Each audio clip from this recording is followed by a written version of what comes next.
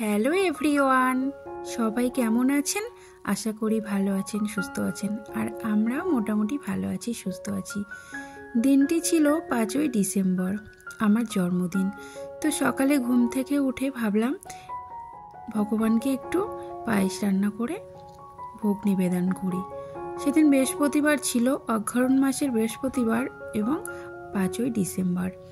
তো ভাবলাম আমার ঘরে যেহেতু মা লক্ষ্মী আছে, মা লক্ষ্মীকেও একটু অঘ্রাণ মাসে মিষ্টি অন্ন ভোগ দিই, আর আমার সঙ্গে সঙ্গে গোপালকেও একটু ভোগ দিই। তো রীতিমতো সকালে ঘুম থেকে উঠে আমি স্নান ধান সেরে একটু ভগবানের জন্য ভোগ রান্না করছিলাম। তো ভোগটা হয়ে এসছে, গ্যাসটা অফ করব, হঠাৎ আমার বাড়িতে অতিথি হয়ে এলো স্বয়ং ভগবান। সত্যি এখন ভয়ে জবাব দিচ্ছি, কিন্তু আমার গায়ে কাঁটা দিচ্ছে, কান্না পেয়ে যাচ্ছে।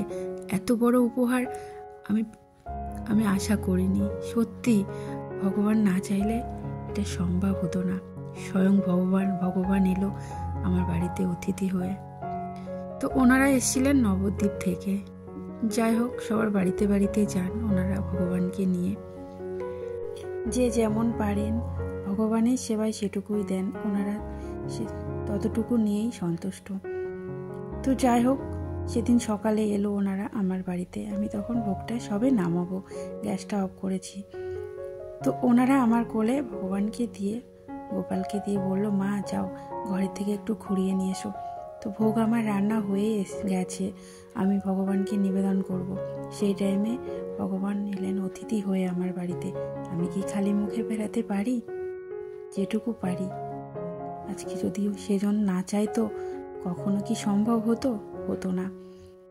তো আমি ভগবানের আসনে ভগবানকে বসিয়ে যেটুকু পারি, যেমন পারি সেটুকু দিয়েই আমি যেমন পারি সেভাবে ভগবানকে একটু ভোগ নিবেদন করলাম। আমার শাশুড়ি মা ওনাদেরকে একটু বসতে বললো, ওনারা বসে একটু নাম সংকীর্তন করছিলেন, আর আমি ঘরে ভগবানের একটু ভোগ নিবেদন করলাম। যাই হোক, এটুকু পেরেছি। এটা আমার জন্মদিনের সেরা উপহার। আজকে যদি ভগবান না চাইতো এটা হতো না। এর উপরে আর কি চাই? আর কিছু চাই না। তো যাই হোক, আমার ছেলে এটুকু ভিডিও করে রেখেছিল, তাই তোমাদের সঙ্গে শেয়ার করতে পারলাম। তোমাদের সঙ্গে শেয়ার করেও আমার একটু মনটা হালকা লাগছে, ভালো লাগছে।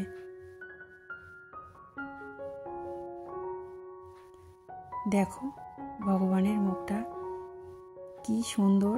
আর আমার ঘরেও যেহেতু গোপাল রয়েছে, তো আমি দুজনকেই একসঙ্গে ভোগ নিবেদন করলাম।